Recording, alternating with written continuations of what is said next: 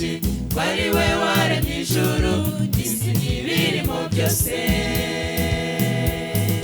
mbese wahuriya Yesu umuvuga wiki wari we waremye ijuru isi n'ibirimo byose niba nawe utaramwizera ntabwo urayishurirwa niwe data niwe mwana niwe mana yacu ikomeye niwe data niwe mwana niwe mana yacu ikomeye niba nawe utaramwizera ntabwo urayishurirwa niwe data niwe mwana niwe mana yacu ikomeye niwe data niwe mwana niwe mana yacu ikomeye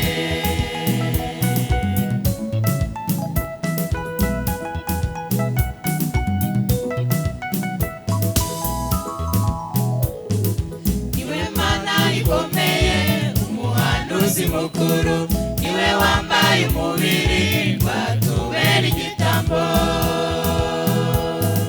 niwe mana ikomeye n'umuhanuzi mukuru niwe wambaye umubiri watubera igitambo niba nawe utaramwizera ntabwo urayishurirwa niwe data niwe mana yacu ikomeye niwe data niwe mwana niwe mana yacu ikomeye niba nawe utaramwizera ntabwo urayishurirwa niwe data niwe mwana niwe mana yacu ikomeye niwe data niwe mwana niwe mana yacu ikomeye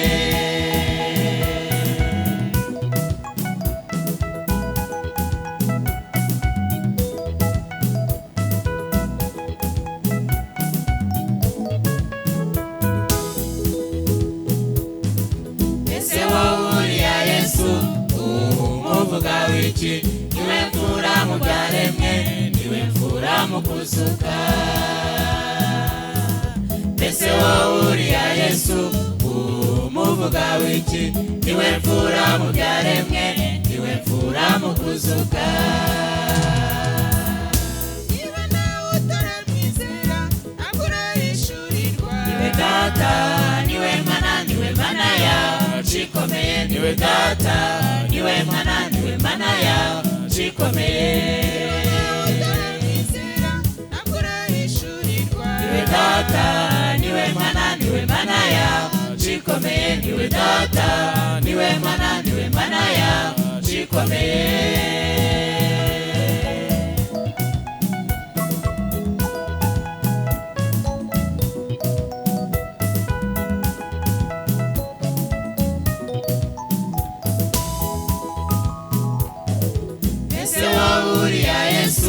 umuvuga wiki ko yatangiye umurimo kandi azawusohoza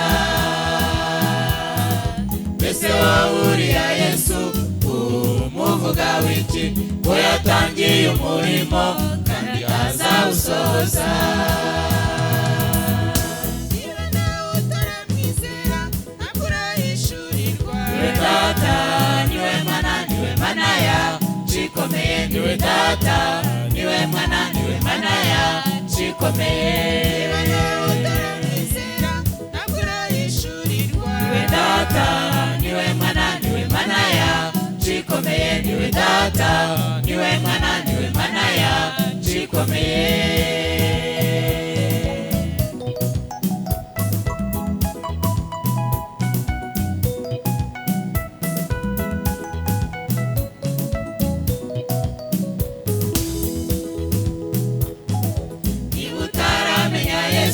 ntabwo urayishurirwa niba kandi waramumenye ndirimba haleluya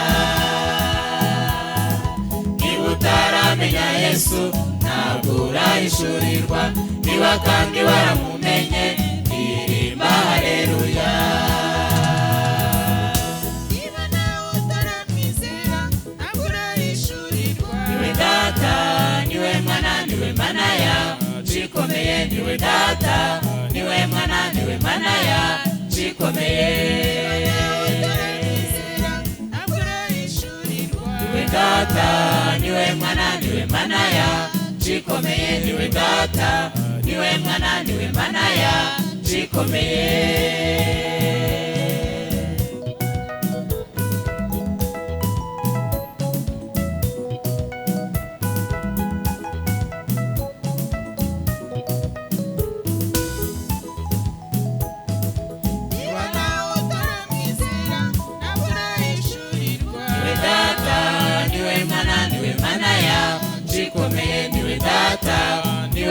mana niwe mana yacikomeye. Witeka komeza abwa ishimwe n'icyubahiro nabamboneye akanya ko kubasuza mu izina ry'Umwami Yesu Kristo. Tugiye gutangira iteraniro ryacu ry'uyu munsi. Turasoma ibyanditswe mu byakozwe n'intumwa igice cya 9. Turera ku murongo wa 3 tugeze ku murongo wa 7.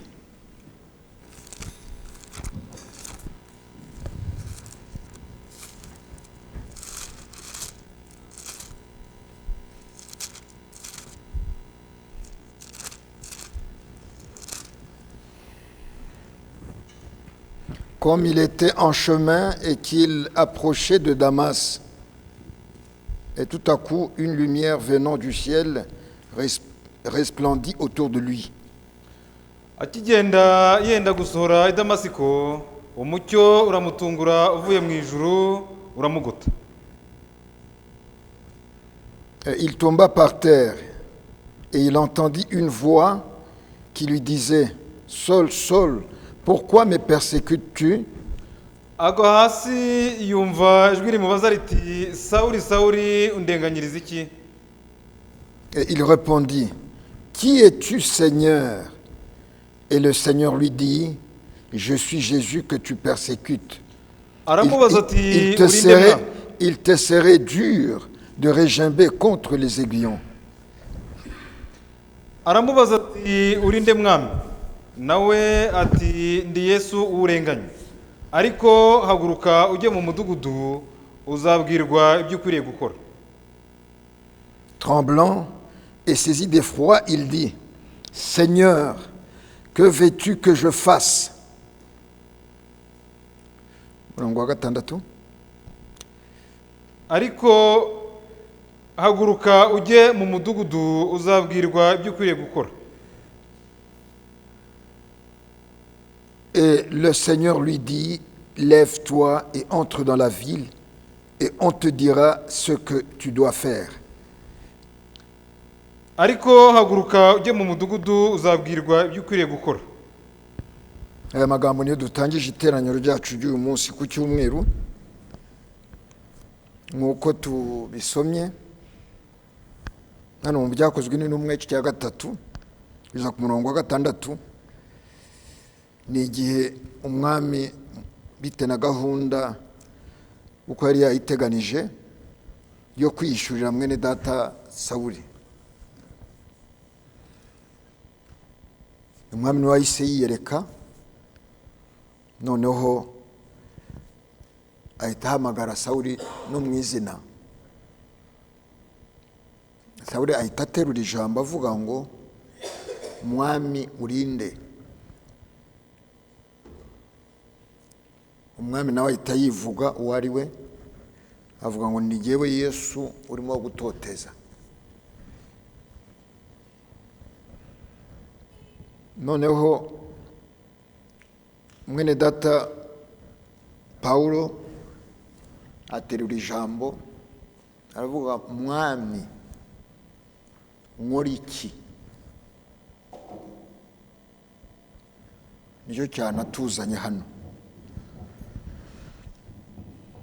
Impamvu duteranye ni ukugira ngo twumve icyo umwami atubwira. Mu gihe atari yagira icyo atubwira nta n'ikintu ukora, ntabwo wamenya ukora iki. Ariko ni umwami wari ufite gahunda na mwene data Paulo. Uwamusanze, uwamwishuriye niwe wadusanze natwe. Hari gahunda umwami afitanye natwe, gahunda yateganije. Buri wese aramuzi, uko yagusanze, uko nanjye yansanze. Ariko uko turi hano no mu minsi iri imbere kugeza n'igihe umwami azagarukira, interuro ni iyo ngiyo. Mwami dukora iki?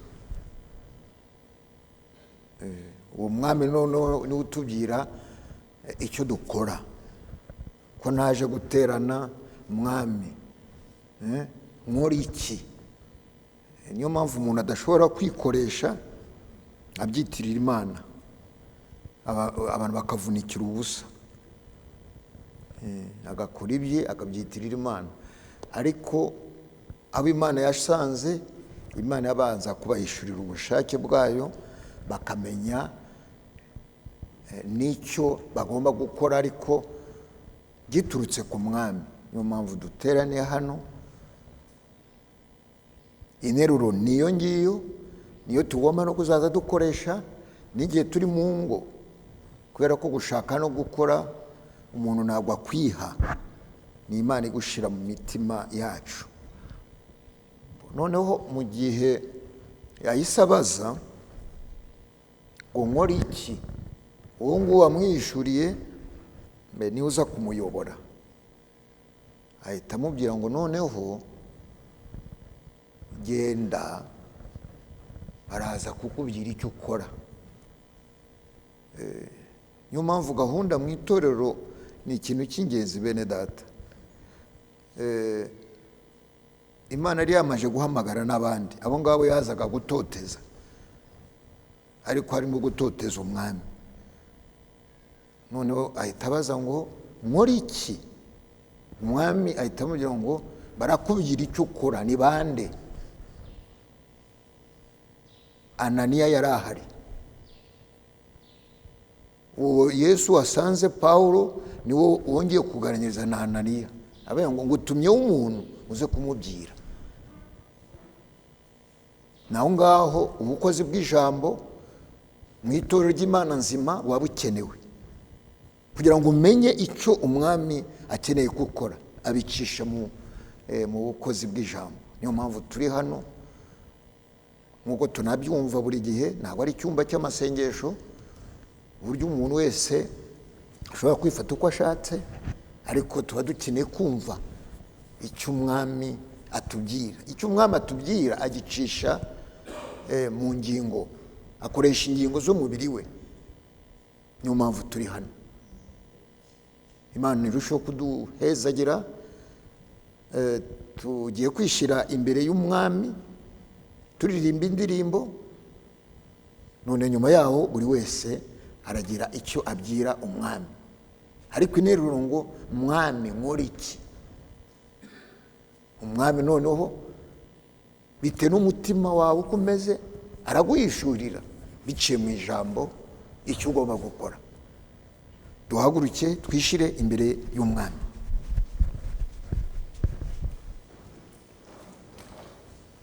Nago nkwiye kujya niganyira nibasu kw'ejo zaba merewe, nzajya nibuka yuko ihoraho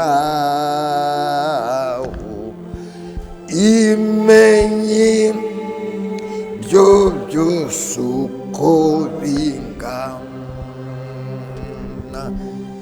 ifite umutima w'urukundo, kuko ikintu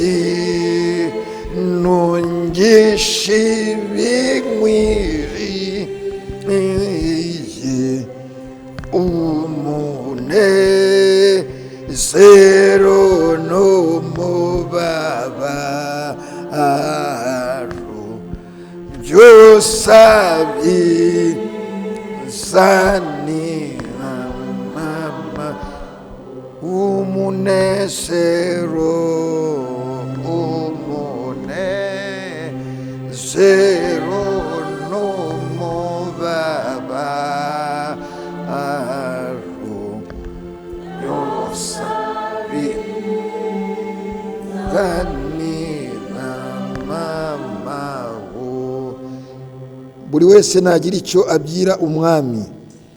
Data wa twese uhoraho, wowe uri hejuru y'amajuru yose, wowe utegeka ibigaragara n'ibitagaragara, uhoraho mwami, wowe naguhinduka uko wari uri ejo, uyu munsi n'iteka ryose uri wa wundi wasanze mwene data Sawuli mwami, uramwiyereka ahita menya ko uri umwami, muravugana umuha gahunda mwami, nawe arayubahiriza. Uhoraho, ikintu ngushimira muri aka kanya, ni wowe wadusanze, ni wowe watwishuriye bitewe na gahunda dufitanye nawe. Amaraso yawe wamenye ku bwacu ariya i Golgota akomeze kuba hagati yacu nawe. Uhoraho, utangirane natwe, urangizanye natwe. Tukaba tugushimiye mwami, wowe wayoboye intambwe zacu, wadushizemo gushaka no gukora, wanadushoboje, ukaba watugejeje hano amahoro mwami. Turakwiragije wowe ukurikira hafi imigambi mibisha y'umwanzi kuri twebwe. Uhoraho, uragije iri teraniro n'abakiri mu nzira berekeza hano, ndabakuragije, muragije n'umugaragu wawe. Uhoraho, mu gihe uba waturarikiye, dukeneye kukwitegereza kugira ngo duse nawe. Utangirane natwe, usozanye natwe. Uhoraho, ijambo ryawe ribwirizwe mu mbaraga. Imigisha igendana n'ijambo ryabwirijwe rigere ku wizera uwo ari we wese munsi y'ijuru. Ntabwo ari twebwe duteranye gusa, hirya no hino bene data barateranye mwami. Uko tugenderera nabo ubagenderere. Abatabashe guterana uyu munsi bitewe n'impamvu zitari zimwe, nabo ubagenderere. Ni mu izina ry'umwami wacu Yesu Kristo mbisabye, amen. Turaririmba n'indirimbo y'intsinzi dusanzwe turirimba, guhora ku birenge by'intumwa kugeza n'igihe umwami azagarukira. Ni imbarutso y'umurimo.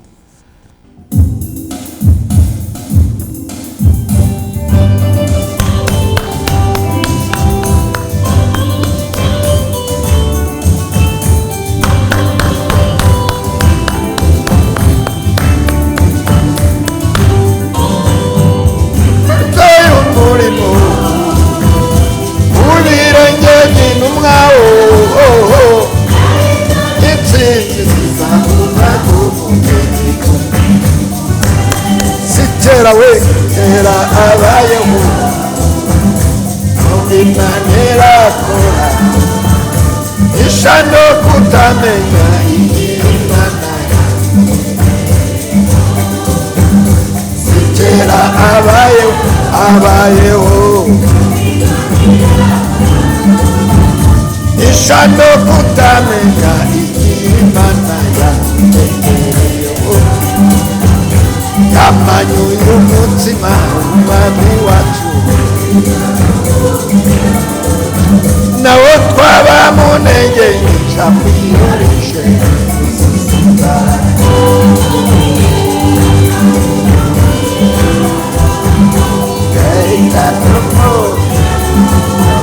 Nawo twaba munenge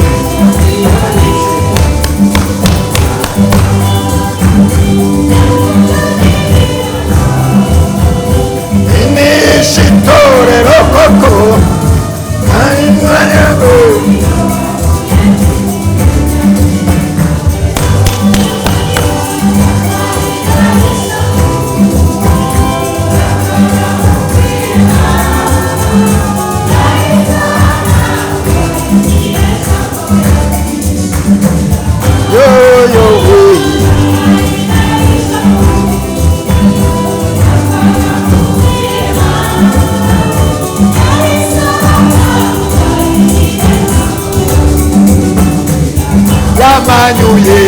amanyuye umutima uitatumu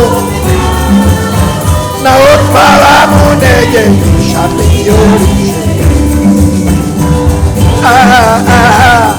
anyuye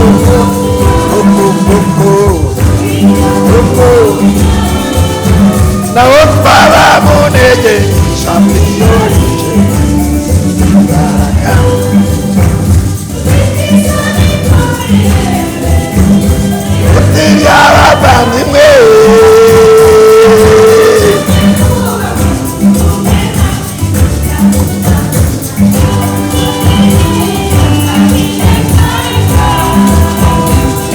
udushakira ino iwacu ni mw'ijuru kandi umenye ko satani we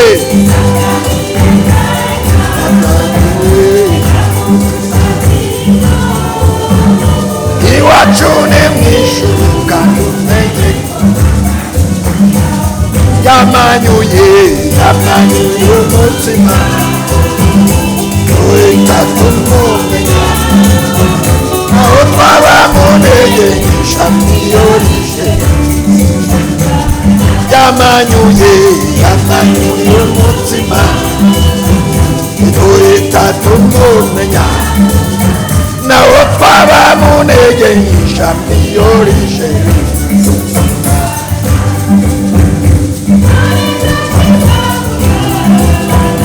no kugira gihamya oho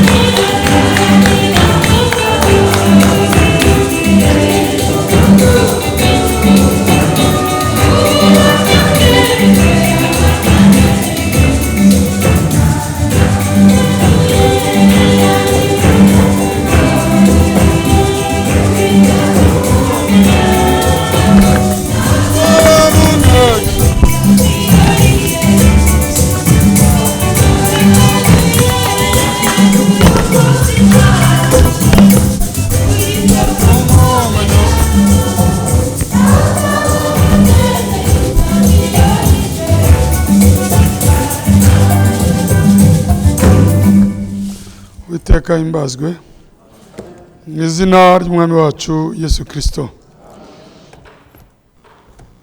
Imana ishimwe kubw'ikirere cyiza yaduhaye, ari hanze ari no mu mitima yacu. Ejo imvura yari nyinshi ariko nayo ni umugisha, ariko twabonye akazuba n'inzira nziza idushoboza guterana, kandi uwadutumiye n'umugabo. Icyo ni icya mbere, ni inyangamugayo kandi ni umutunzi w'imbabazi. Aratuzi, adufitiye umugabane, adushoboze tube nka Mariya, tugere ku birenge bye. Muzi uko yakemuye ikibazo umuvandimwe wa Mariya yari afite cy'uko Mariya ari indangare. Nta ndangare yo guterana, nta ndangare yo kuza kumva ijambo. Umwami yahise amubwira ngo, Marita, Marita, urirushya cyane, urivunira ubusa. Umuvandimwe wawe yakurushije uruhagarariro, kuko yafisemo umugabane utazashira. Hari byinshi dushobora gukora, ndetse tunabikorera Imana, ariko mu gihe twahusha umugabane utazashira ntacyo byatumarira. Imana iduhe guturiza imbere yayo nk'uko ijambo ryatuyoboye ryabitweretse. Cyangombwa ni ukumva ijwi ry'umwami no gukora icyo adutegetse, tutamuvuguruza ahubwo tumwumvira. Imbabazi zihoraho z'Imana nzima niwo mutwe w'ikibwirizwa dufite, la miséricorde éternelle du Dieu vivant. Imbabazi zihoraho z'Imana nzima. Turashingira uyu munsi kuri Zaburi 103. Turaba dusomye umurongo wa mbere kugeza kwa 5, ariko turi bugeze kwa 17 nyuma. Zaburi 103, tube dusomye tugihagaze umurongo wa mbere kugeza kwa 5, ahandi uko tuyoborwa turi busome twicaye. Mwene data Nkusi. Mutima wanjye himbaza Uwiteka, mwa bindimo byose mwe muhimbaze izina rye ryera. Mutima wanjye himbaza Uwiteka, mwa bindimo byose mwe muhimbaze izina rye ryera. umutima wanjye himbaza Uwiteka, ntiwibagirwe ibyiza yakugiriye byose. Umutima wanjye himbaza Uwiteka, ntiwibagirwe ibyiza yakugiriye byose. Niwe ubabarira ibyo wakiraniwe byose, agakiza ibyo wakiraniwe byose, agakiza indwara zawe zose, agacungura ubugingo bwawe ngo butajya muri rwa rwobo, akakwambika imbabazi no kugirirwa neza nk'ikamba. agacungura ubugingo bwawe ngo butajya muri rwa rwobo, akakwambika imbabazi no kugirirwa neza nk'ikamba. Agahaza ubusaza bwawe ibyiza, agatuma usubira mu busore bushya bumeze nk'ubw'ikizu. Agahaza ubusaza bwawe ibyiza, agatuma usubira mu busore bushya bumeze nk'ubw'ikizu. Amen. Mwami Imana asuke umugisha we utagabanije ku ijambo rimaze gusomwa, mu izina ry'umwami wacu Yesu Kristo. Imbabazi zihoraho z'Imana nzima, nk'uko twabyumvise, imbabazi zibaye iz'igihe kimwe, zikaba circonstancielle, zikaba zijyanye n'igihe runaka, ntacyo zatumarira. Dukeneye twebwe abana b'Imana, dukwiriye, twagenewe imbabazi zihoraho.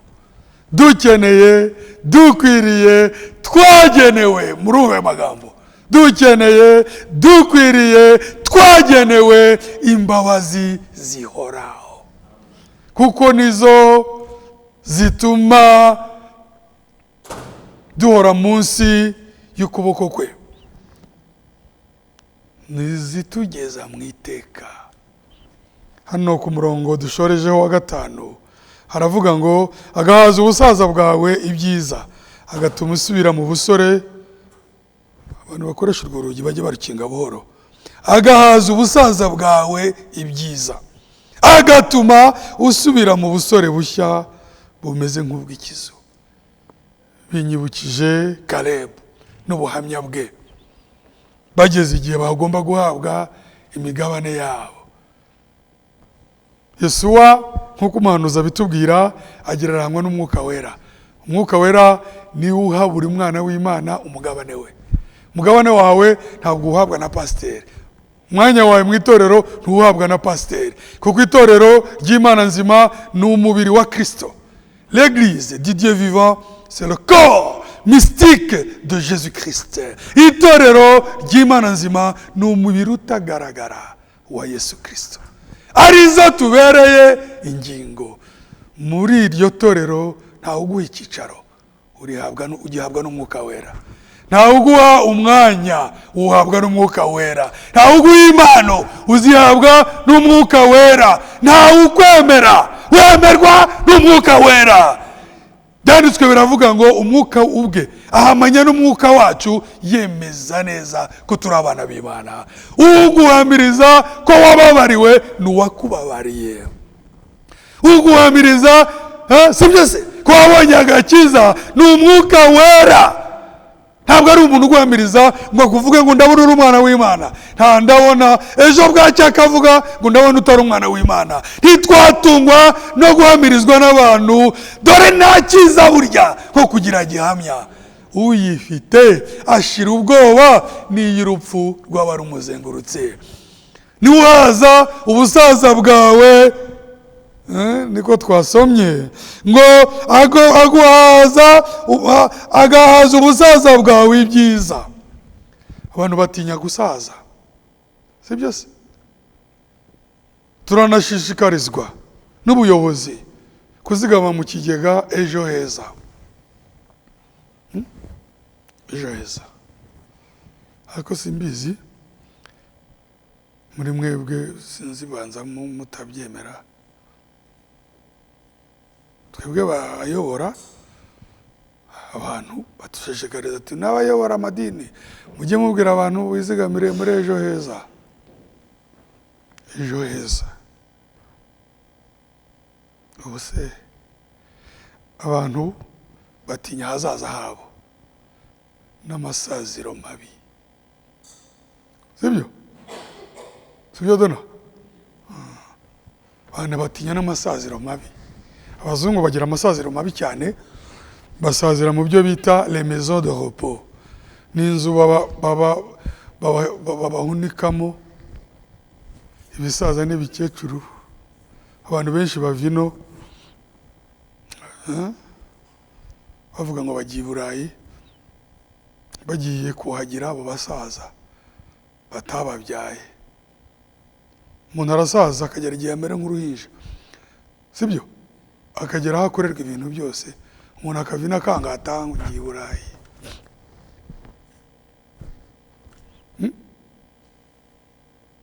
Ibyo bisaza n'ibikecuru ntabwo byuhagirwa n'abana babyo, n'Abanyafurika.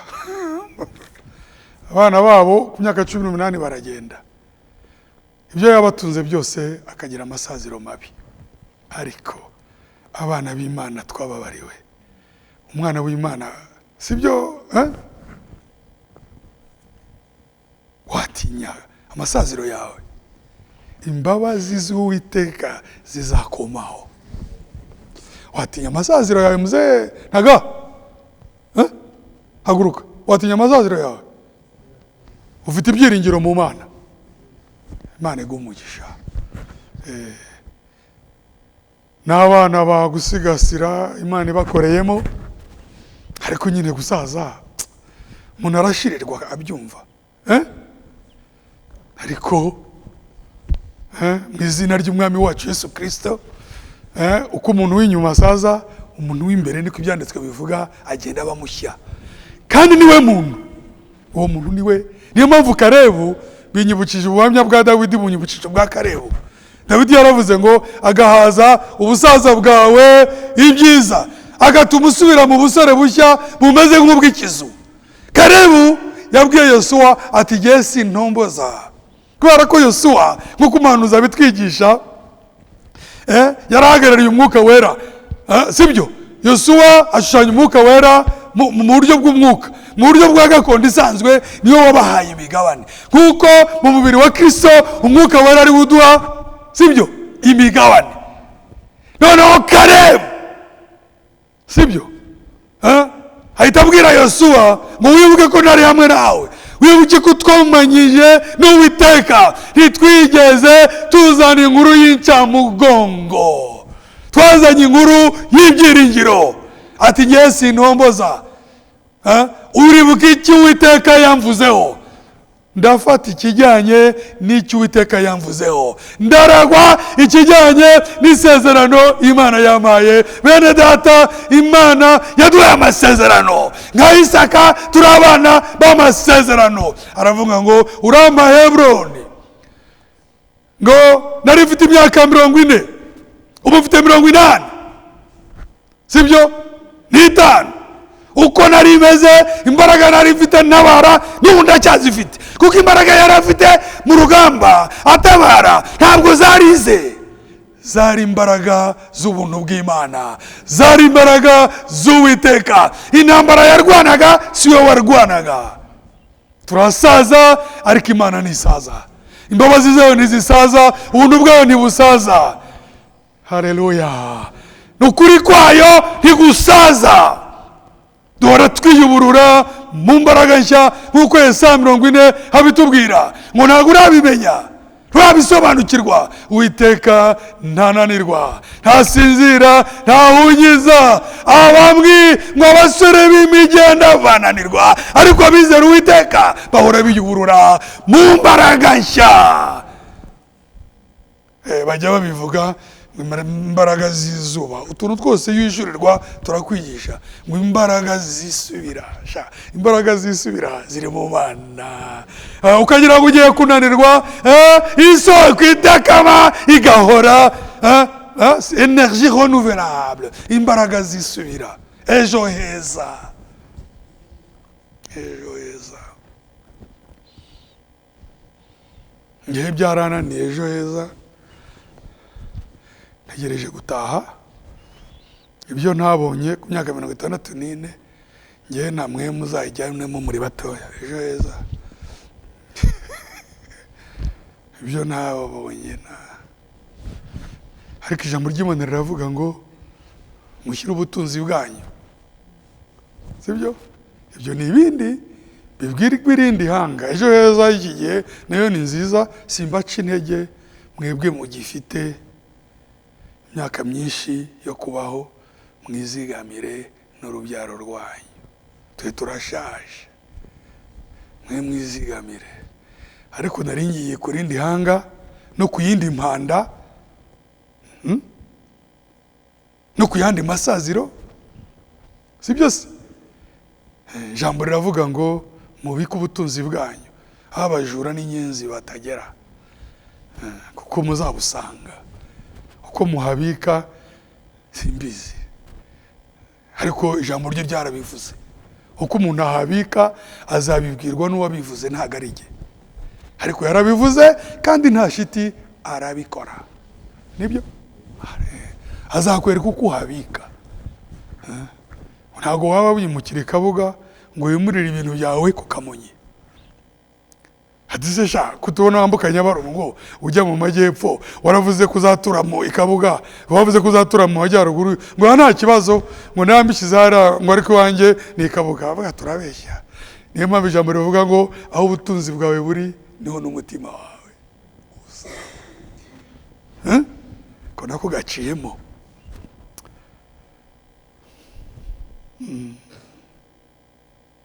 Uyu imbabazi z'Imana ni ubutunzi bukomeye. Umuntu udatinya ejo hazaza, umuntu udahagaritse umutima. Se hari umuririmbyi wayiririmbyera, vubu sininyibiza ejo, ibyago cyangwa amahirwe, nzi byose ko Imana ibitegeka, kwiganyira n'ukubusa, mbeshwaho no kwizera Yesu, mbumbati imbabazi ze, mbumbatirwa n'umukiza unkunda, nizeye Yesu ntabwo bamfite. Umuntu nk'uwo ari mu mutuzo, adakesha rubanda, si byose? Uwo mutuzo, hari abanyarwanda kera tutarahunga, nabwo narumbuje uhinja, ikintu wabonye ku myaka 3 ntago ukibagirwa. Hari uwo twari duturanye witwa Mbarubukeye, hajyaga baza kutwiyenzaho, ndabyibuka. Cyo hanyuma bibyara igihunyira, nyine turahunga. Yari afite ibihanga witwa Mbarubukeye, agayaza kwiyenza nk'imbwa yasaze. Ntabwo abana b'Imana tubara ubukeye. Turi bambara ubukeye, ntabwo dutinya ibizaba ejo, ibyago cyangwa amahirwe. Ya mukino w'amahirwe murayikina, birirwa bahamagara ngo ibiceri 3 bwabo ubungu bwo kuri radio, miliyoni shaka mvugisha ukuri mu gakina, amafaranga yarabuzemo. Ngo tugeze kuri miliyoni, kandi barayabona bamwe, ariko ntidukina imikino y'amahirwe. Amahirwe ni ayacu, amahoro ni ayacu, ibyiringiro ni ibyacu. Ejo heza kubizera harashinganye, sibyo? Notre espérance est en Christ. Ibyiringiro byacu biri muri Kristo. hahirwa ihanga Uwiteka abereye Imana, ngo agahaza ubusaza bwawe ibyiza, akaguha kwiyuburura nk'ikizuba. Ariko uyu ni umutungo wenda wavuga uti ubwo utangiye gusaza niyo mpamvu byibutse. Ni ijambo namwe mubimenye. Notre avenir est sécurisé. Ejo hacu hazaza haratekanye, harashinganye, kuko Imana yacu ari nyambabazi. Cyo tuyisaba ni ukudushoboza kugira ngo tugendane nayo, sibyo? Nidusaza dusaze turi muri yo. Umuntu azasaza inyuma, azana iminkanyari ntibizakubabaze, umera imvi ntibizakubabaze. Icyangombwa ni uko umuntu w'imbere ahora ari mushya. Umwana w'Imana ararwara akababara akajya ku musego nk'abandi bantu, kuko n'uyu mubiri. Ariko ijambo ryo ntabwo rica inzira enye, ijambo ryo rifite inzira imwe. Ijambo ryo ryatweruriye ngo niba ubabarira ibyaha byawe byose agakiza indwara zawe zose. Nababwiye yuko iri jambo ritata agaciro, ngo kuki tukirwara ndetse n'indwara zigatuma bamwe muri twe bava mu mubiri. Ntabwo bivuguruza ijambo. Imana niyo idukiza indwara zacu zose. Nagira ngo utangarize ko izo umenya nizo nke. Icyo Imana yavuze igihagararaho. Nagira ngo umenyeshe ko Uwiteka adukiza indwara zacu zose. Ibiza n'indwara zikomeye wowe utazi, ufite ingabo. Imana irazigukiza utaranabisaba. Iyo izemera ko ikubera igare, nuko rizaba rikenewe, sibyo se? Indwara Imana izemera ko ikubera igishakwe kugira ngo ujye ku gipimo, ubwoko bw'kwizera kwawe bugaragare, no mu mibabaro yawe uhimbaza Imana nk'uko byabaye kuri Yobu. Iyo Imana izaba yayemeye. Ariko muri rusange Uwiteka arinda ijambo rye, adukiza indwara zacu zose, akatubabarira ibyaha byacu byose. Asingizwe iteka. Byose mu gice w'umurongo, zose mu gice w'umurongo. Byose ni ukuvuga nta cyaha atababarira, atababariye atababarira. Bizwi n'uwo yababariye. Byose caho umurongo, zose caho umurongo. Nta ndwara atakiza. Amazina yose baziha, uburwayi ni amadayimoni. Amazina yose baziha ntacyo atubwiye. Uwiteka ashobora. Si ashobora gusa, ubwe tutabimusabye yarabitangaje mu ijambo rye, si byose?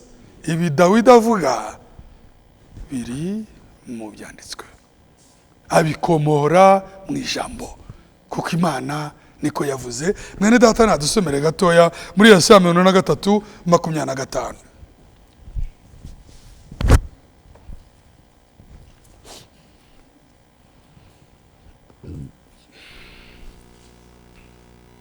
Yesaya 53:25. Ubwanjye ni nge uhanagura ibicumuro byawe, nkakubabarira ku bwanjye, kandi ibyaha byawe sinzabyibuka ukundi. Subiramo. Ubwanjye ni nge uhanagura ibicumuro byawe, nkakubabarira ku bwanjye, kandi ibyaha byawe sinzabyibuka ukundi. Kandi ibyaha byawe nkakubabarira. Ongera usubiremo. Imana yishingiye, tutabiyisabye niko nari mvuze. Ubwanjye ni nge uhanagura ibicumuro byawe, nkakubabarira ku bwanjye, kandi ibyaha byawe sinzabyibuka ukundi. Ubwanjye nkakubabarira ku bwanjye, ubwanjye nkakubabarira ku bwanjye, ni ukuvuga ngo nta ruhare ubigizemo. Utabimbwirije, utabinsabye, nzi icyo nkora, nzi impamvu. Ubwanjye ku bwanjye. Ariko urabyumva? Jyewe ubwanjye ku bwanjye nkakubabarira ku bwanjye, kandi ibyaha byawe simeze nkawe. Urababarira, umuntu arababarira akagira inzika, ariko Imana yo ikavuga ngo sinzabyibuka ukundi. murumva se ari nkatwe ngo wasubiriye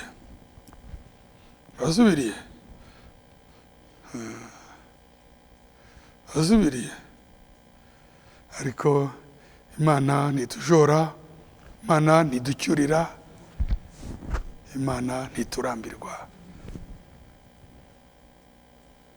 None se izi mbabazi murumva zisanzwe zirihariye n'iz'Imana n'abayo. N'ibanga ry'umukwe n'umugeni ntabwo ziri ku isoko, ntizitezwa cyamunara, ntizigurishwa, sibyo? Si umushahara dukorera, ntizitanga kubera ibyo twakoze. Ni imbabazi zihariye, ni imbabazi zidafite na kimwe gishingirwaho cyacu, ni imbabazi zishingiye gusa ku buntu n'urukundo bye. Nta cyacu Imana yashingiyeho, sibyo se? Ni imbabazi zishingiye gusa kuri decision, ku gushaka kwe. Ndagira ngo iyi mpanda yumvikane neza. Ni imbabazi zishingiye ku cyemezo yafashe mu iteka. Aravuga ngo naka uyu n'uyu, Mariya na Marita, Yakobo na Yohana, Natanayeli na Mariya Madarena, Mariko, Luka. Niyo mpamvu Yesu yavuze ngo mu isi hari abapfakazi benshi, ariko Eliya yagiye kuri wa wundi. Elisa, si mwese? Ni imbabazi selective, ni imbabazi zihitamo bijyanye n'itorama ry'abera.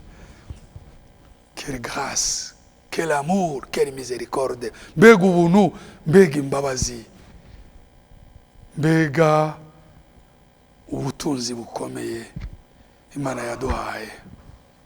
Sinzi icyo twazinganya cyangwa twazigereranya. N'imbaraga z'Imana ni nziza, ariko imbabazi zayo kuri twebwe abakizwa, kuri twebwe abanyantege nke, kuri twebwe abantu bari bakeneye ubuntu, imbabazi ziraturutura imbaraga. Kubera ko iyo akoresha imbaraga ze ntiyari gufata Getsemane ngo abohe ngwe nk'igisambo, sibyo? Muzi ko yavuze ngo murashaka nde? Bagwa igihumura. Kugwa igihumura ntabwo ari ukwitonda ureba aho wicara kugira ngo uticara ku giti. Kugwa igihumura ni ukugwirirana, ni uguhira imanga. Arabareba buriya no kubiri itarondogora, ntabwo bari kweguka atabeguye. Yaravuga ati nimubyuke, abakorezaho gatoya ngo abere ko wariwe kugira ngo none abategeke.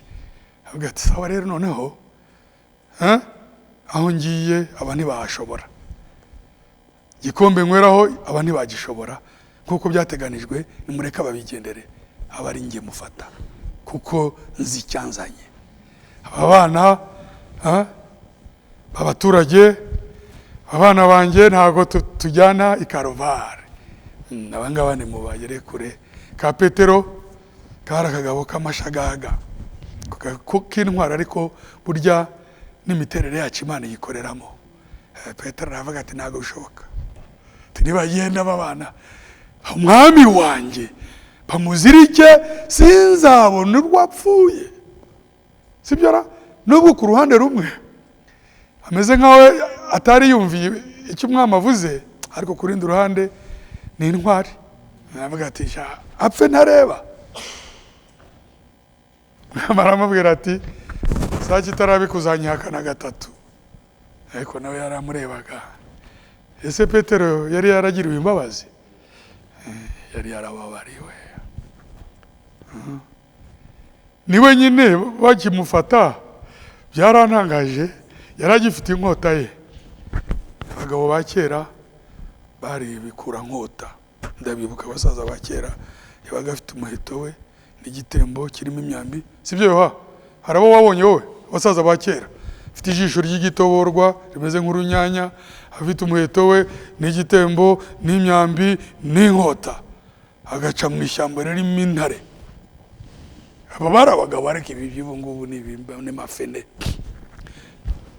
Bicaga intare ba data, si byose. kumbe Petero mugihe n'amasengesho n'iki inkota mu gihe bagiraga kumuca ugutwi yashaka kumukubita mu cyico ngo amugarike. Imana ariko niyamugarika bari kumwegura kubera ati ntabwo biva yari umukomando ati ntabwo byashoboka. Yesu aramubwira ati subiza inkota mu rwubati, uwicisha inkota azicishwa inkota. Sinzi niba mubyizera ariko ugenda byizera. Ntabwo yiri wafata urudodo, ntabwo yari umushiririje, n'umuremyi. Il est créateur. Agira gutya ashyira. Ubundi hari ibintu bibiri byabaye.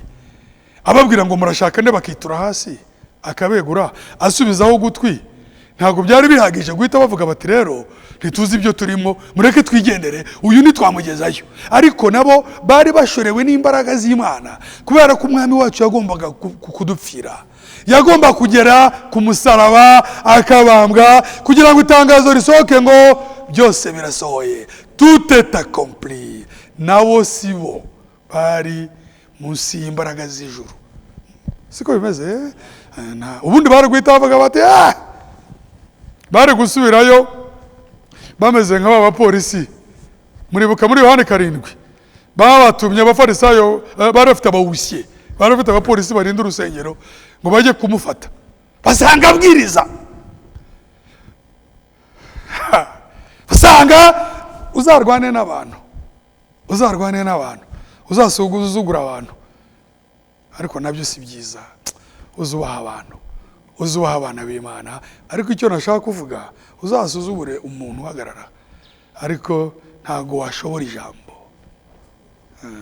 Sibyo, uzadusuzugure niba ari wo mugabane wawe, kuko ntago ari ngewe uguhadikamwe imbabazi. Abazigiriwe barazigiriwe.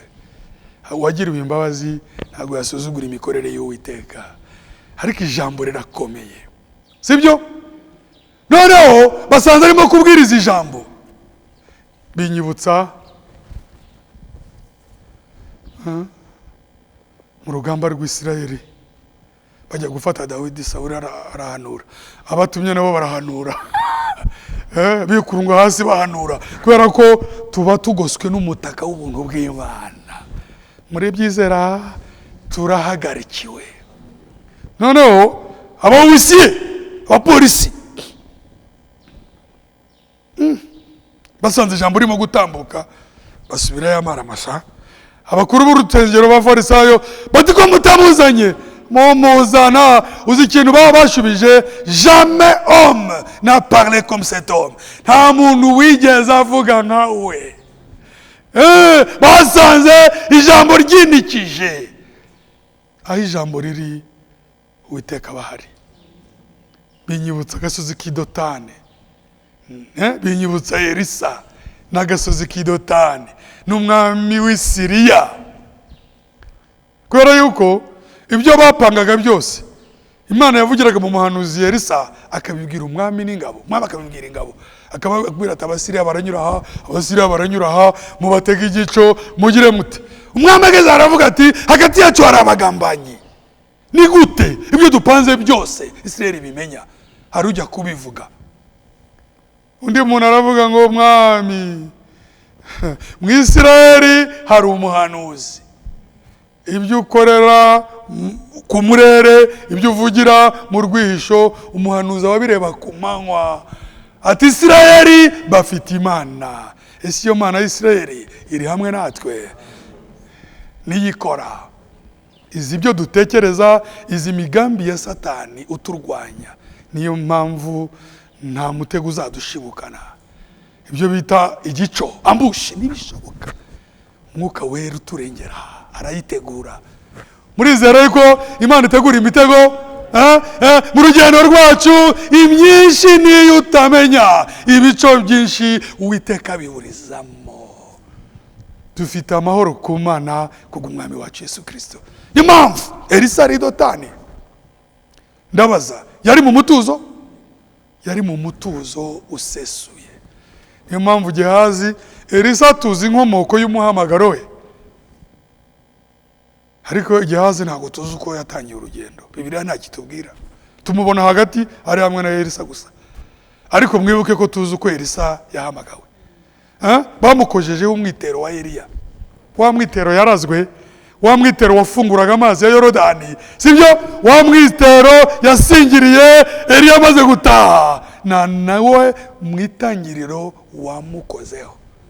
Umwana apfa mwiterura ni contact de la parole, sibyo? Niba koko ubugingo bwawe bwarakozweho n'ijambo, umwami ubwe akakubabarira, uzagerayo. Nta muntu uzaguheka, ntibazababeshye. Nta muntu waduheka muri uru rugendo, duhetswe n'umugongo w'imbabazi z'Imana. Hari impyisi yadukuramo. Kera mu Bugesera, kubera ko abana babaga bambaye ubusa, bakiraga abana ba kera babaga bakomeye, banywa umuhondo, ariko n'abandi barapfaga, ariko abasagutse babaga ari abasore. Noneho ibyana impyisi zabitwara, kubera ko impyisi zifite ubwoya mu mugongo, impyisi yayikubita mu mugongo ikumva hashyushye, akavuga ati nta ni sawa kweri. Wetswe n'impyisi ngaha ni sawa, ariko umugongo duhetse ni umugongo w'imbabazi z'Imana. Nibyo nta muntu duhetse, ariko ndabivuga boro, nta muntu duhetse muri uru rugendo. Frère Joseph nta muntu uguhetse, Frère Donat nta muntu uguhetse, mushiki wanjye naka mwene data nta muntu uguhetse. Uhetswe n'umugongo w'imbabazi z'Imana, kandi ntabwo azakwijishura. Umugore yakwibagirwa umwana we, niko ijambo ryatubwiye, ariko jye nabaciye imanzi mu kiganza cyanjye sinzabibagirwa, ahubwo n'uwashyanuka akabakoraho abakoze mu mbone y'ijisho ryanjye. Urakora mu jisho ry'intare se urarokoka? Niyo mpamvu tutitaye ku nduru, tutitaye ku mubisha n'imikorere ye, dufite amahoro, turarinzwe. Itorero ry'Imana ntiritegwa iminsi ngo muzamureba. Ntabwo umwana w'Imana, muri Abanyarwanda, umwana w'Imana yategwa iminsi. Umwana w'Imana ntabeshwaho n'indagu, ntabeshwaho n'abantu. Wewe giye wandega iminsi wowe? Ndi sûr ko hazaza hanjye kubwo kwizera uwancunguye. Nawe nuko je suis sûr de mon avenir. Sinshidikanya ko hazaza hanjye kuko uwo nizeye ni muzima. Reka twese tugirire imbaraga muri ibyo byiringiro.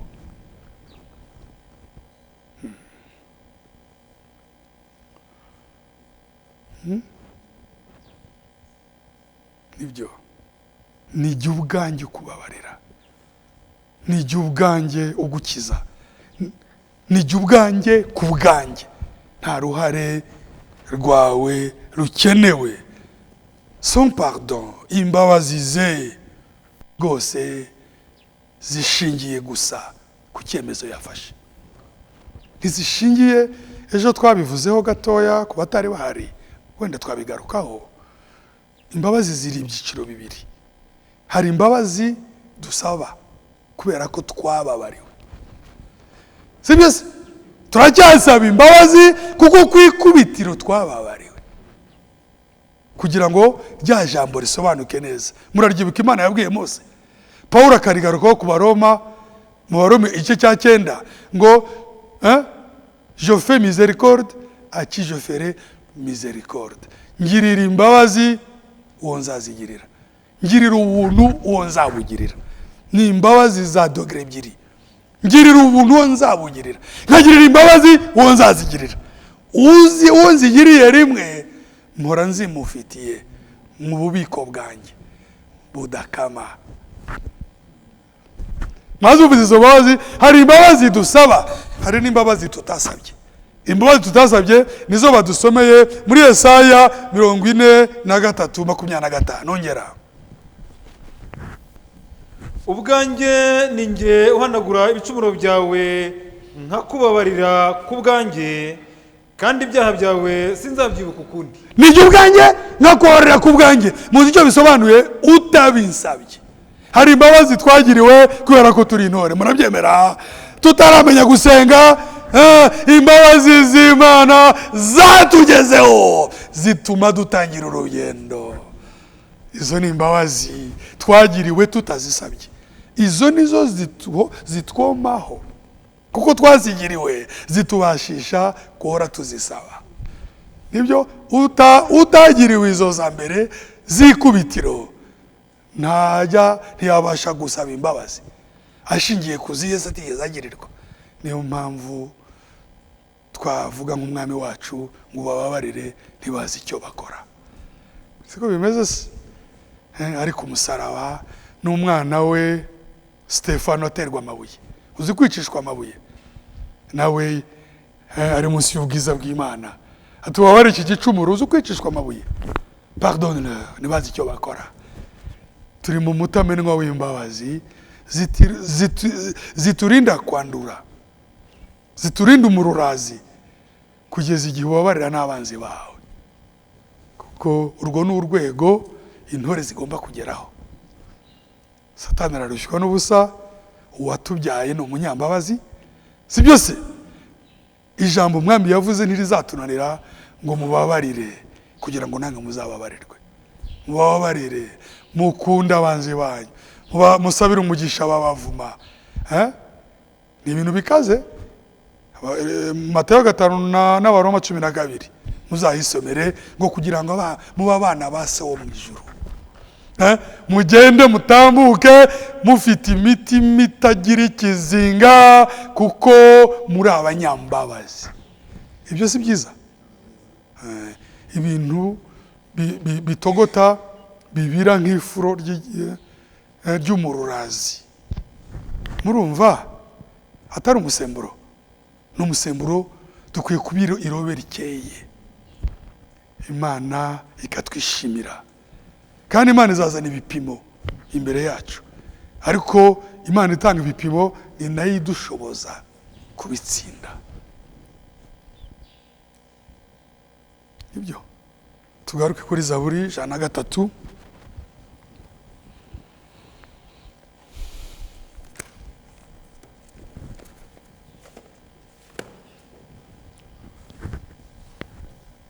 Twari twageze ku murongo wa 5, dusomera wa 6 tweza kwa 14. Uwiteka akora ibyo gukiranuka, aca imanza zitabera, zirenganura abarenganywa. Yamenyesheje Mose inzira ze, imirimo ye yayimenyesheje abana ba Isirayeli. Uwiteka ni umunyebambe, ni umunyembabazi, atinda kurakara, afite kugira neza. Bawicaye umurongo wa 8. Uwiteka ni umunyabambe, ni umunyambabazi, atinda kurakara, afite kugira neza kwinshi. Dawidi azi impamvu abivuga ko Uwiteka aticiraho, kuko iyo Uwiteka yiciragaho nawe ubwe Dawidi ntiyari kuba akiriho. Arabivuga yiheraho, atinda kurakara. Se namwe murabihamya? Ni umunyabambe, ni umunyambabazi. Ntiwatandukanya imbabazi n'ibambe. Ibambe ni imbabazi ziri mu kazi, zirimo gukora. Ugufitiye ibambe arabikwereka, si byose? Ibambe ni imbabazi ni imbabazi zajya en pratique. C'est l'aspect pratique de la miséricorde. Ibambe ni umunyabambe. Umuntu ugufitiye ibambe ntabwo biherera mu magambo, agira icyo adukorera. Ese natwe ko turi abahamya b'imbabazi z'Imana, izi mbabazi z'Imana hari ibyo dukorera, hari ibyo dukorera pratique bituma twemeza ko ari nyambabazi. Birahari, urabihamya? Haleluya. Ni umunyambabazi, ni umunyabambe, ni umunyambabazi, atinda kurakara. N'umurongo wa 8. Uwiteka ni umunyabambe, ni umunyambabazi, atinda kurakara, afite kugira neza kwinshi. ntawe twamunganya, ntawe twamugereranya. Umuntu nakurakarira umubabarire, si byose? Umuntu nagusuzugura umubabarire. Umuntu nakwereka yuko uri mubi, nta kintu rwose bikwiye kugutwara, kuko azaba ahamanya neza ni ukuri. Ubundi umuntu ni mubi, umwiza ni Imana yonyine. Ese umuntu avuze yuko uri mubi, Frere Donati, yabaciye nk'amabere? Ubundi se wowe mu ibanga ryawe ntuzi ko uri mubi? Ese umuntu avuze ikiri cyo, sibyo ra? Shida iko wapi? Wowe Yosefu, wowe uri umuntu rwose nta kigenda, waratinze, nta kigenda, niberesherejweho jyewe n'imbabazi z'Imana. Wowe niba hari kigenda, sawa, igendere. Uzi umwana w'Imana wamukore, uramuzebya, uramutuka.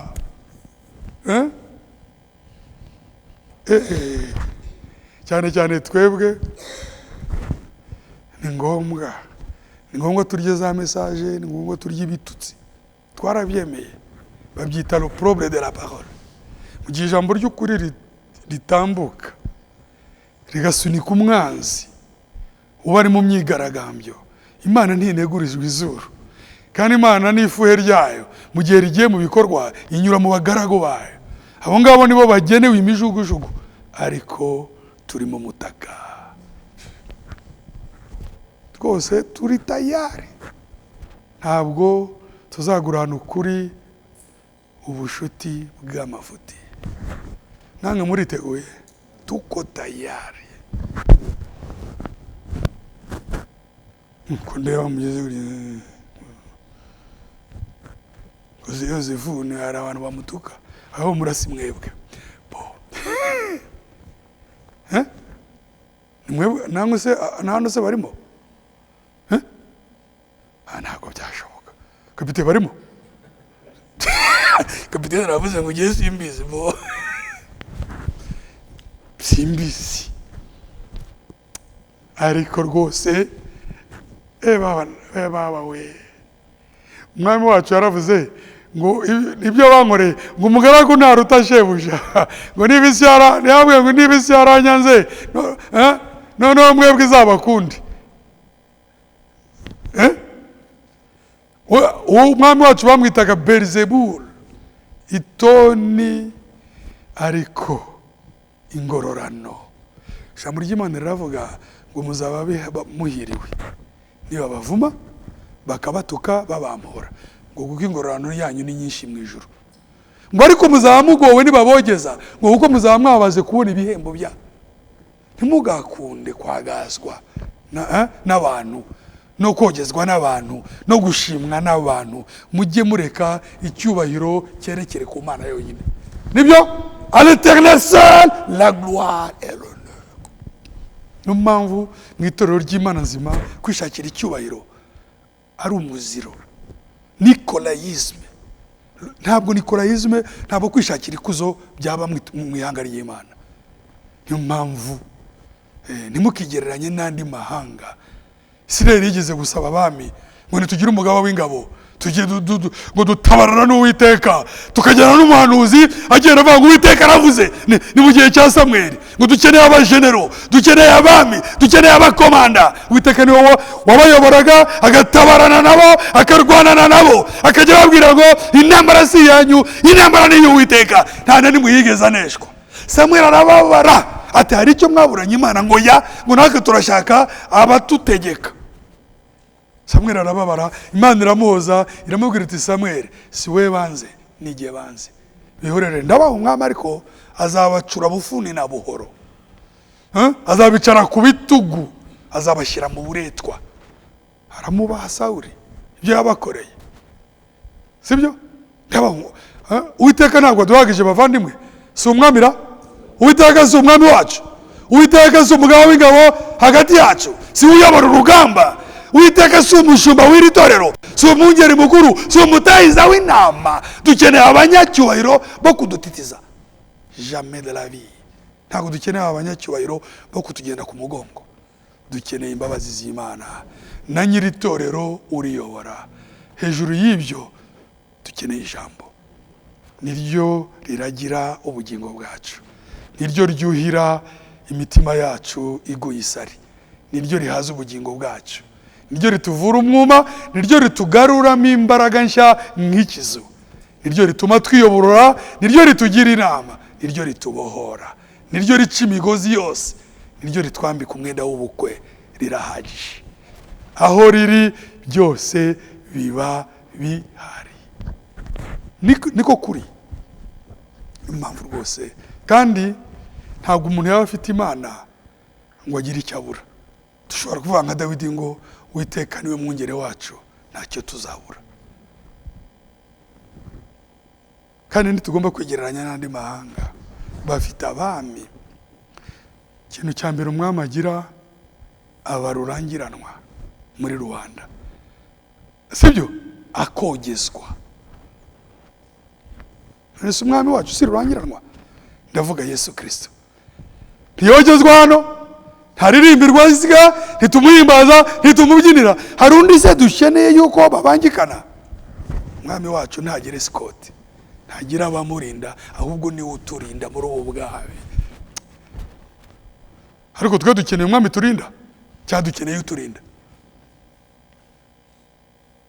Abami bararindwa, ariko muri ubu bwami umuntu yanabyina. Muri ubu bwami Frere Nkusi, abami baba bafite escort, ariko muri ubu bwami bw'ijuru bwa Yesu Kristo, yego hari abamarayika bakerubi bavuga uwera uwera, ariko ntabwo bamurindira umutekano. Ahubwo uyu mwami, ariko se kurindwa n'abantu, uriya harimwe umutuzora. Hari abajya bavuga ngo Kabira Fisi niwe wishishije se, simbizi, simbihagazeho, ariko byaba mu buticaga abana be. Kanyire gutya, ubwo wambwira ngo umwami urindwa n'abantu, wambwira ngo aratuje? Umuntu ni umugome, umuntu yagurirwa, umuntu arahinduka. Ariko buriya nabo bagera aho ngaho, kuko n'abami bashyirwaho n'Imana, bagera bakavuga ngo nimpfa nzapfe. Nimpfa nzapfa, ariko urumva si ibyiringiro. Ariko twebwe tuzi ko tuzagerayo, tuzi ko tuzagerayo. Wadusomeye ngo atinda kurakara, ni umunyabambe, ni umunyambabazi, atinda kurakara, ngo kandi yuzuye kugira neza.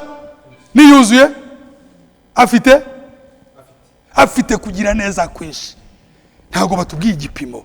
Dusomera umurongo wa 9.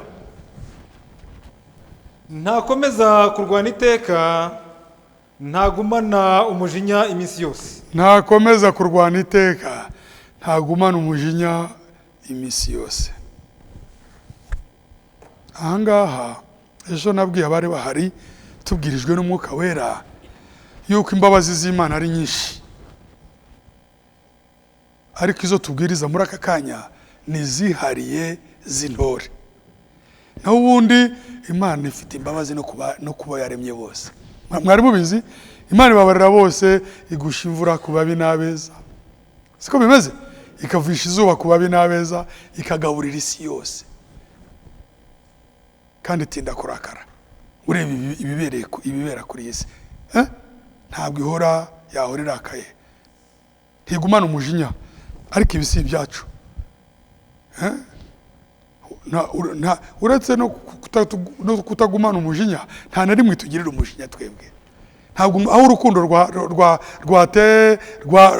aho urukundo rwagize igicumbi, umujinya uba wimutse.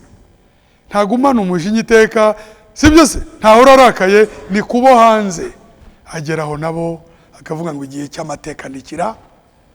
Mwari muzi ko amahoro isi ifite n'umugisha ifite, reka mvuge mu ijambo ry'Ikinyarwanda ryumvikana, agahenge ifite nuko umugeni akiyiriho.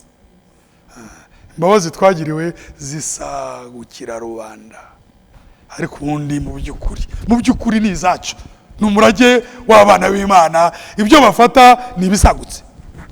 ariko nituhava iyo urebye mu byahishuwe uhere ku gice cya 6 ibyago bizaba, abantu bazifuza urupfu barubure, ariko imbabazi z'Imana ziri ku itorero zirabasagukira. Niyo mpamvu umukire akiza abakene, si byose mu murima w'umutunzi n'inyoni zirarya. Ubundi ubukire udakomora kuri so nawe yarabukomoye kuri se, ni ubushabitsi, ni ubukire bwo mu manegeka bushobora guhirima akanya kariko kose ugahomba, n'ibyawe banki ikabiteza. Ubukire buri kanya, buri tariki runaka haza message ya banki ngo turakwibutsa yuko ibyo turakwibuka yuko itariki yo kwishyura, umutima uhita uterera mu mano. Ariko ubukire ukomora kuri so nawe kumeye kuri se, ubukire twirata nubwo dukomora kuri data. Turabufite, data ni umuherwe n'amakredi turayafata, ariko uba wumva ukiza Imana ukarikira. Frere Donati, uzagende biyamazu yawe ukodeshe ugeraho uhe kujya muri banki, uko usaza ugeraho ngaho abahanga barabitubuza, ugeraho udatera umutima wawe kubyimba, ugumana ibyo ufite, abana bawe wishyurira amashuri bazirwarize. Ufite ideni uzigire ku ntebe y'inyuma, umuntu yari hafi turamuvugamo. Urumva ugeraho ngaho ukavuga uti ibi bintu reka mbisetinge nzahagarike, kugira ngo baraba bari mu bintu by'ibijipe, ariko ukareba ugira gutya ukabona umuntu areba nk'icyuho. Ni ukuvuga ngo umutima we ntabwo abasinzira. Pawulo yandikiye Timoteyo aravuga ngo ntacyo twazanye ku isi, ntacyo tuzahabana. Iyo ubonye ibyo urya n'ibyo wambara, ujye unyurwa n'ibyo ufite. Kunyurwa n'ibyo ufite bivanze no kubaha Imana ni wo mutungo. Wabashatse kwigwizaho imitungo bikururira impagarara. Ujye ukurura ukora ibyo wumva wemeranya n'Imana.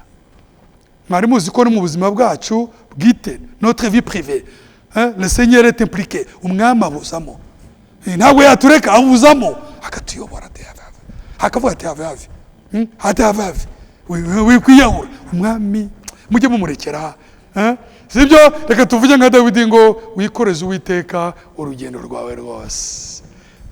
Wikoreze, umureke ube mu mahoro, umuharire ibyawe byose. Ni umunyambabazi, azabikora. Ni Zaburi ya kangahe yari uwo murongo? Ni Zaburi ya 30 na kangahera. Mfite Bibiliya yanjye y'Igifaransa ariko ndayibona. Confie-toi à l'Éternel. Zaburi Zaburi 37 umurongo wa 5. Ikoreze Uwiteka urugendo rwawe rwose, aba ari we wiringira nawe azabisohoza. Si byose?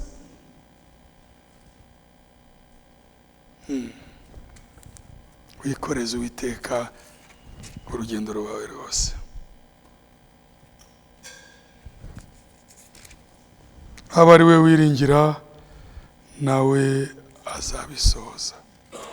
Ese iyi Imana dufitanye igihango, iyi Imana dufitanye amasezerano. Umva ukuntu itubwira muri Zaburi 32 umurongo wa 8. 32 umurongo wa 8. Nzakwigisha nkwereke inzira unyura. Nzakwigisha nkwereke inzira unyura. Nzakugira inama. Nzakugira inama. Ijisho ryanjye rizakugumaho. Kandi ijisho ryanjye rizakugumaho. Ibintu bitatu. Nzakwigisha nkwereke inzira unyura. Iyi ni inzira ya yindi Yesu yavuze muri Yohana 14:6 ngo je suis le chemin, la vérité et la vie. Ni inzira ukuri n'ubugingo. Muri iyi nzira y'ubugingo ijya kwa data dufite utuyobora. Nzakwigisha mwereke inzira unyura. Niyo mpamvu tutategwa iminsi ngo tuzaba tureba bizabananira, bizatunanira atari twe tubikora. Murumva bizatunanira ifite agaciro, bizatunanira guteze ko twe tudakora. Ukora yaravuze ngo ubwo nzakora umurimo ninde uzankuma mu nkokora. Itorero ry'Imana ntiritegwa iminsi, muzamureba. Itorero ry'Imana ntirivumika. Baramu yaragerageje yohejwe na Barake. Ageze aho ngaho impaka zibaye ndende kuko Barake yageze aho aramubwira ati basi naguhaye misiyo yo kuvuma, niba kuvuma byakunaniye ceceka ahubwo ese nagutumye kuvuma, niba byakunaniye ceceka, aho kuvuma uratanga umugisha. Baramu aramubwira ati sinakubwiye ko iki Imana ishyira ku rurimi ari cyo mvuga? Ati Imana si umuntu ngo ibeshye, icyo yavuze iragikora. Nta ndagu mbona mu ba Yakobo, nta ndagu rwose yafata abana b'Imana. Mutinya indagu, mutinya babaroga, mutinya baba imyaku, mutinya karande yandi ngo muze twabwo karande ya hehe yakubeshishije. Turi mu maraso, turi munsi y'umusaraba. Uwavuze ngo byose birarangiye ari Karuvali yahiritse karande, ahirika imivumo. Ngoya ngibyo ngibyo ngo nibyo mu miryango yiwanje cacaka. Haleluya! Bene data, turi abana b'Imana, turi ihanga ryahawe umugisha. Umuvumo w'abantu n'amagambo yawo ntibiguhagarika umutima. Nta mugisha dukesha rubanda. Niko bimeze se? Ngo ariko abantu ntago tugira abantu, n'abantu badufite batuvuga neza, ariko ya asambure yacu ku Kabeza dufatanye n'izi asambure, turi hamwe n'abandi. Mugi wose urimo amabudusozi twewe ko mutatugirayo. Abandi bareba amashusho y'Ikreferide, abandi bajya muri Amerika, abandi none twe tuzajya ahangaha muza ahangaha ntimuduha amakuru yo mu mahanga yahe. Soma Abaroma 10 ngo ijambo riri ku munwa wawe ntiriri hakurya y'inyanja, ntaho tuzajya. Ariko ibyo bintu ni ukwigerezaho. Ubuse abantu babiri, Thomas uriya Yosefu, Thomas uriya Yosefu, ariko kuko ni igipimo. Sibyo bwana Nkusi, sibyo ze ni hatari. Hakuna watumishi watufikia hapa wanatuletea injili na wanatuletea ujumbe, na ujumbe dushaka bwo mu makote. Ijuru rirakinguye. Wavuze ngo iyo fu ntizashira n'amavuta ntazashira kugeza imvura izagwa, niwe uri hagati yacu. Nous ne manquerons jamais la parole. Murabihamya nta jambo rizabura. Ibyo byo rwose Bwana Yohani simvuga ntaganda rutagengwa, sibyo? Sha rutagengwa Bwana Kimyozi, ibyo ndabikubwiye nta jambo rizabura. Nawe urumuhamya ibyo isi aha tugihari. Tant que nous sommes encore ici, la parole demeurera. Igihe cyose turaha ijambo rirahari kubwinshi. Cyo igibwirizo kinamanuka mu ntana kibwiriza Imana ntana kirangiza. Biba ari byinshi, ni isoko y'ibirindura idakama, ntabwo dutoragura.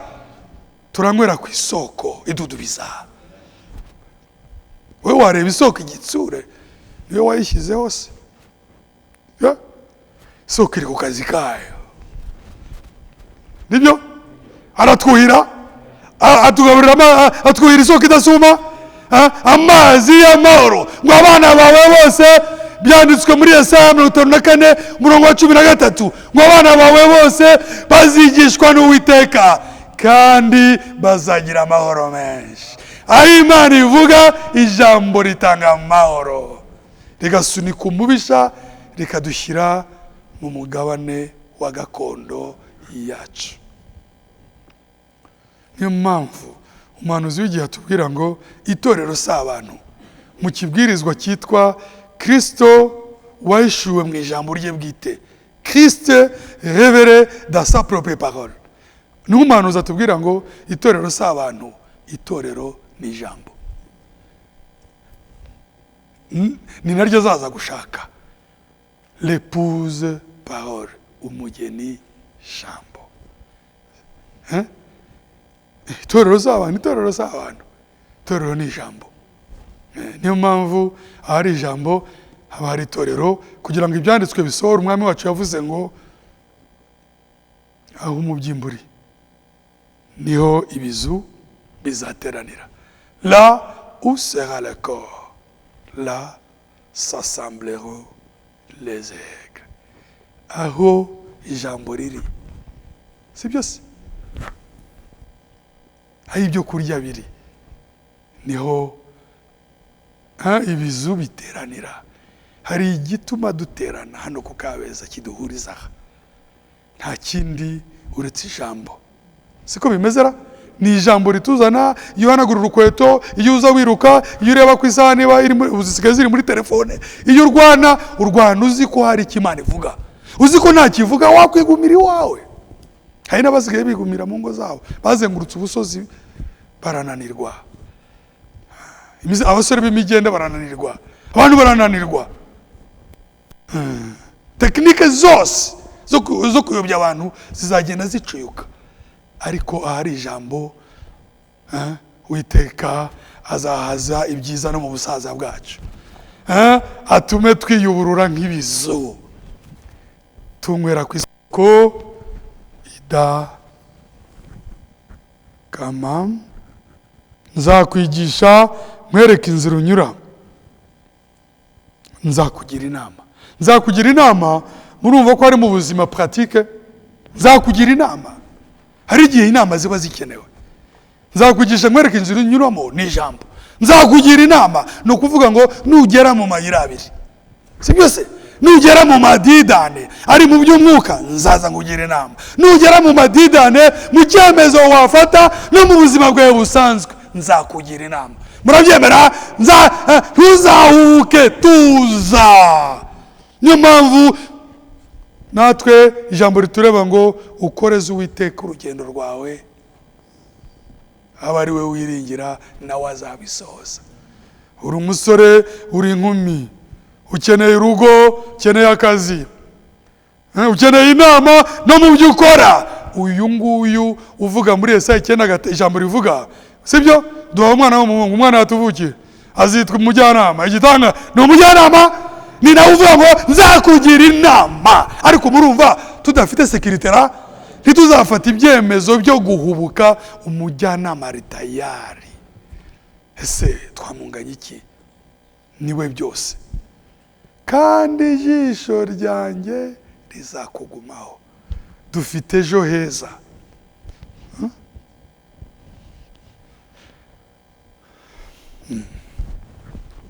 Tugaruke muri Zaburi 103 kugira ngo twitegure gusubika iki kibwirizwa. Twari turi ku murongo wa 9. Ntakomeza kurwana iteka, ntagumana umujinya iminsi yose. Twavuze ko ibi Uwiteka twe ntarwana natwe, ahubwo araturwanirira. Nta naturakarira kuko yaratubabariye. Ibi birareba na rubanda. Niyo mpamvu Mukamanowa yarushije umugabo w'ubwenge. Bamaze kubona ko ari wa marayika waje kubaha isezerano ari Uwiteka ubwe, umugabo Manowa yabwiye umugore we ati turapfuye ntitwabona Imana ngo tubeho. Umugore aramubwira ati iyo Imana ishaka kutwica ntiyari kutwiyereka. Uwimana yiyeretse iba aba ari umunyamugisha. Umurongo wa 10. ntiyatugiriye ibihwanye n'ibyaha byacu, ntiyatwituye ibihwanye no gukiranirwa kwacu. uko ni ukuri. Mu by'ukuri Imana itugiriye nk'uko turi, twabaho. Aho niho rero hazingiye imbabazi zayo. Dawidi ni umuhamya wazo kuko azizi. Ntiyatugiriye ibihwanye n'ibyaha byacu, ntiyatwituye ibihwanye no gukiranirwa kwacu kuko ari umunyambabazi. 11. Nk'uko ijuru ryitaruye isi, niko imbabazi agirira abamwubaha zingana. 12. Nk'uko aho izuba rirasira hitaruye aho rirengera, uko niko yajyanye kure yacu ibicumuro byacu. 13. Nk'uko se w'abana abagirira ibambe, niko Uwiteka arigirira abamwubaha. Mwibutse ko ibambe risobanura imbabazi zaserutse inyuma. Umuntu ugufitiye imbabazi uramureba ukabibona.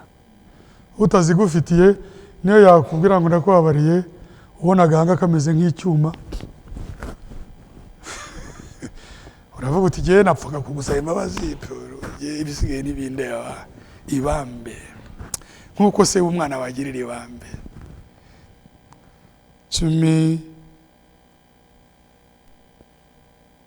Niko Uwiteka arigirira abamwubaha. 14. Kuko azi imiremerwe yacu, yibuka ko turi umukungu. Imbabazi z'Imana zaserutse ubwo Imana yambaraga umubiri, sibyo? Ibyo biri muri Waheburayo 2, ukomeje ugasoma ugasoza, ngo yambaye umubiri, arageragezwa muri byose, arababazwa, sibyo? Kugira ngo ashobore kumenya uko natwe turiho. Ngo kuko azi imiremerwe yacu, yibuka ko turi umukungugu, bigatuma atwihanganira. 15. Iby'umuntu iminsi ye imeze nk'iy'ubwatsi, nk'ururabyo rwo ku misozi niko ashisha. 16. Kuko umuyaga urunyuraho rugashira, ahantu harwo ntihazarumenya ukundi. 17. Ariko imbabazi Uwiteka agirira abamwubaha zihereye kera kose, zahereye kera kose, zizageza iteka ryose, gukiranuka kwe kugera ku buzukuru babo. Ariko imbabazi Uwiteka agirira abamwubaha zahereye kera kose, zizageza iteka ryose. Amen. Imbabazi zihoraho. Ikintu gihoraho ni kitagira itangiriro kandi kitagira iherezo. Si imbabazi z'aka kanya, ni imbabazi zisanzweho. D'éternité en éternité, tu es Dieu. Kuva mu iteka ukageza mu iteka uri Imana. Ibyo biri muri Zaburi 90, niho nsubikiye umurongo wa mbere kugeza kwa 2. Mwami, ibihe byose wahoze uri ubuturo bwacu. Imisozi itaravuka, utararamukwa isi n'ubutaka, uhereye iteka ryose ukageza iteka ryose, ni wowe Mana. Imbabazi ze zihera iteka ryose zikageza iteka ryose, kuko n'Imana nayo ihera iteka ryose kugeza mu iteka ryose ari Imana. D'éternité en éternité, tu es Dieu. Kuva mu iteka kugera mu iteka uri Imana, kandi uri umunyambabazi. Ni imbabazi zihoraho z'Imana nzima. Nirirwe se mbabwira ngo zibabeho, zibariho, zituriho. Uwizigiriye ntiyivuguruza, kandi nuzikeneye za zindi zifitanye isano n'izo wagiriwe mbere, n'ubu Imana iraziguha kuko ifite aho ishingira. Twarabibonye Pawulo yigisha Abaroma aravuga ngo aho urukundo rwayo rugaragarira nuko tukiri babi Imana yatubabariye. Nta nkasi ko ubu tumaze kuba inshuti zayo ntizarushaho kutubabarira. Kuva ubu sintinya ibizaba ejo. Umwami Imana azi ko umugisha ku ijambo tumaze kumva. Tugeze mu kanya ko gusenga. Kuva ubu sintinya ibizaba ejo. Niko itangira. Nzi byose ko Imana ibitegeka. Ni kuva ubu.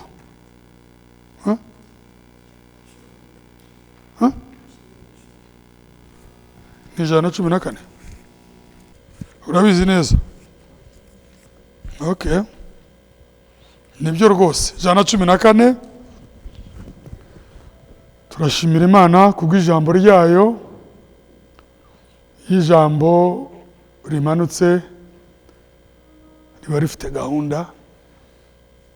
Icyo rikwereka aba ari cyo ureba. Si byose? Icyo riguhaye ugisingire. Si byose? Ijambo rishobora gutera ishimwe, rishobora gutera icyifuzo. Niyo mpamvu rikurikirwa no kwadoha no gusenga. Ntabwo ari umuhango. Nyuma y'ijambo umuntu akwiye gufunguka akavugana n'uwaritanze. Kuva ubu sintinya ibizaba ejo 114.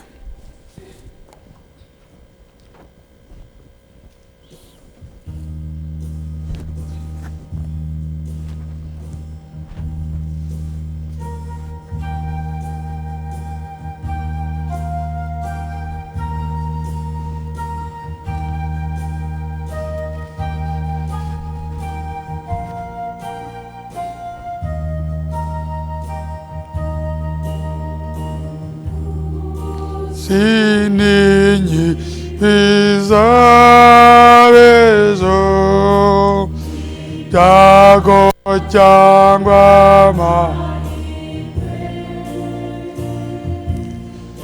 Nzi byose ko Imana itegeka, kwiganyira no kubuza.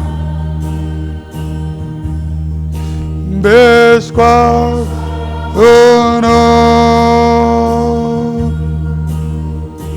kwizera Yesu, ringiye imbabazi ze,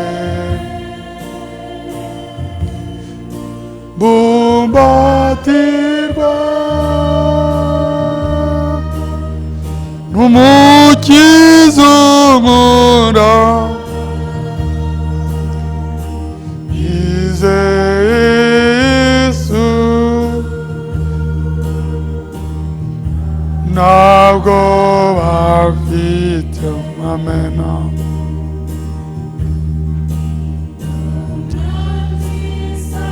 Taniya iragiza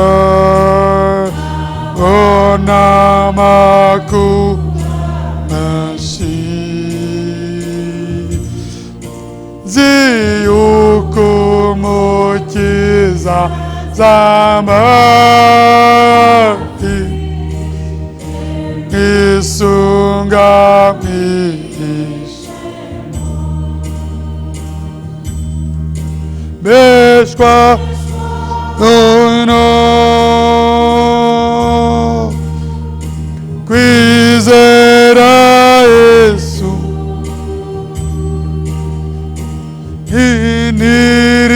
iniringiye imbabazi ze, batirwa haleluya n'umukiza unkunda, nizeye Yesu ko bamfite.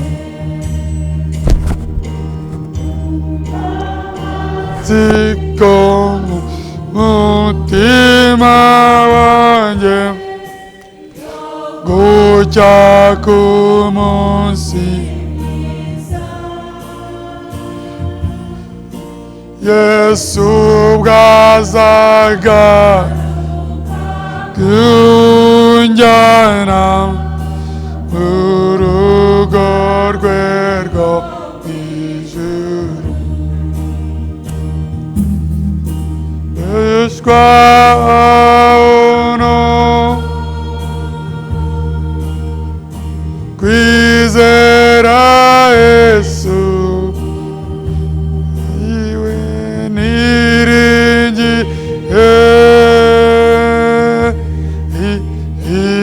imbabazi ze bumbatirwa mu kizungu nizeye Yesu gobahita Shwao no kwizera Yesu iringiye imbabazi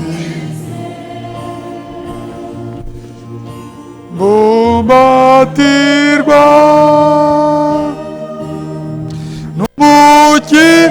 n'umukizungura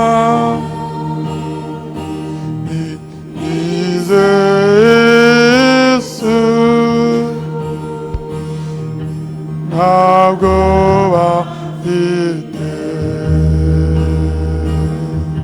nizeye Yesu ntabwo bafite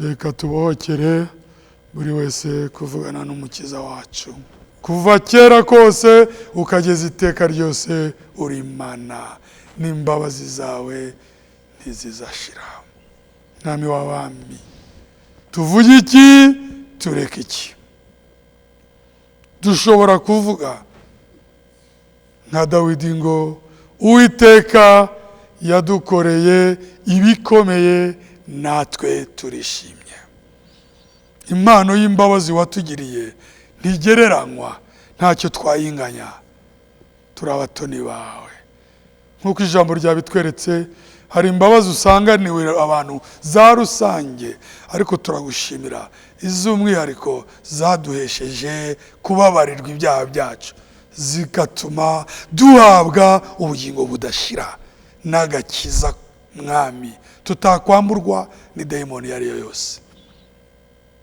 ishimwe n'icyubahiro kugarukire wowe ureba imbere y'imbere mwami ijambo ryawe ryabitweretse gukoreza Uwiteka urugendo rwawe rwose urugendo rwacu ruri imbere yawe uzi buri wese muri twe uduhe igikenewe mwami ahari ikibazo uba igisubizo ahari uburwayi utangiye gukira hari intege nke uba imbaraga mwami imbabazi zawe ziduhindukire ibambe zijye mu bikorwa tubone byose mwami ifunguro wariduhaye nguko mwami iteraniro ritangira ijambo ryabitweretse icyo tugusaba ni ugukora ikitubwiye ijambo ryawe ryatambutse hasigaye rijye mu bikorwa uduhe kuryizera tugendere muri ryo